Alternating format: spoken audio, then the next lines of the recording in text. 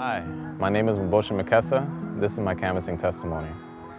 I was dropped off onto a street, and I could tell that when I was inside of this neighborhood, this street was very, very bad as far as criminal activity.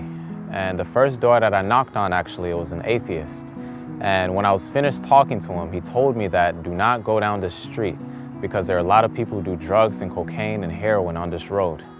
And immediately when he told me that, there was a temptation to doubt whether or not there was really going to be success on this road. But lo and behold, the Lord had something planned that I had no idea of.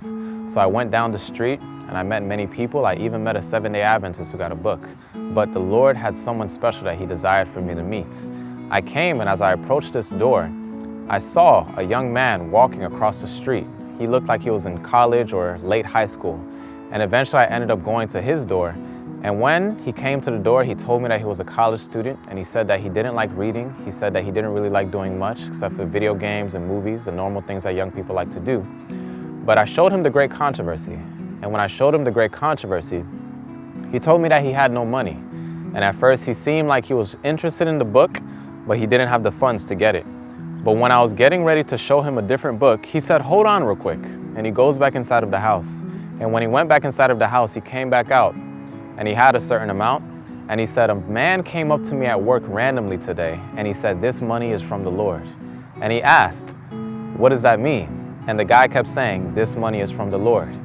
And then the boy, he handed it to me. He said, "Well, I guess this was what the money was for." And I just smiled and I said, "Brother, this book is from the Lord." And he left me with a nice donation, and as a result, God had a plan for that young man to receive the truth for that day. So this just goes to show that when we do go out, God has people that he wants us to meet.